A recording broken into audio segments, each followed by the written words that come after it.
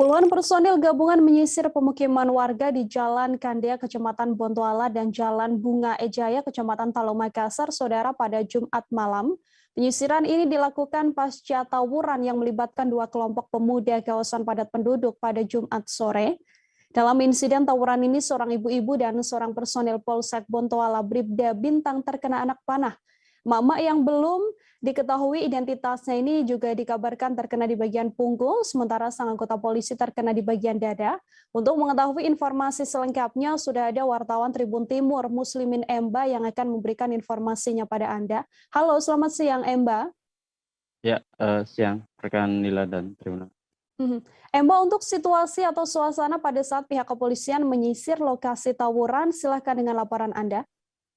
Ya, baik, Nila dan Tribuners, dapat saya jelaskan pada Jumat malam itu puluhan personel gabungan dari Polsek, Polrestabes Makassar dan Polda Sulsel menyisir kawasan pemukiman padat penduduk yang menjadi lokasi langganan tawuran, tepatnya di Jalan Kandea dan Jalan Bunga Ejaya Baru, Kota Makassar.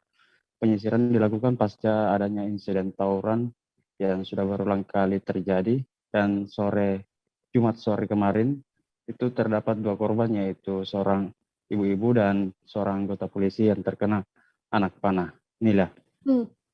Dari penyisiran yang dilakukan oleh pihak kepolisian ini, apakah berhasil menangkap sejumlah orang yang terlibat dalam tawuran itu, Emba? Ya, dalam penyisiran ini dilakukan penggeledahan di sejumlah rumah warga yang diduga terlibat dalam tawuran itu, di mana hasil penggeledahan tersebut diamankan sebanyak 7 remaja belasan tahun yang dalam rekaman CCTV di lokasi, wajah mereka itu terekam kamera CCTV saat melakukan tawuran. Selain itu, polisi juga mengamankan sejumlah barang bukti seperti parang, senapan angin, bahkan puluhan anak panah. Untuk kondisi terkini dari para korban sendiri, Emba, setelah terkena anak panah, informasinya sejauh mana? Ya, untuk ibu-ibu yang terkena anak panah di bagian punggung itu sudah mendapatkan perawatan medis. Anak panah yang tertancap sudah dicabut begitu. Juga dari anggota polisi Bintang yang terkena di bagian dada juga, karena lukanya tidak terlalu serius begitu. Makanya inilah. Baik, terima kasih banyak Emba, wartawan Tribun Timur, atas informasi Anda. Untuk mengetahui bagaimana informasi lebih lengkapnya, Saudara, Tribun wawancara dengan Kompol Nugraha Pamungkas, Kabak Ops Polrestabes Makassar. Berikut liputannya untuk Anda. Nah, kali kita malam ini gabungan dari Polda dan dari Polrestabes melaksanakan penyisiran terhadap area lokasi, di mana kita sudah mengamankan kurang lebih ada 7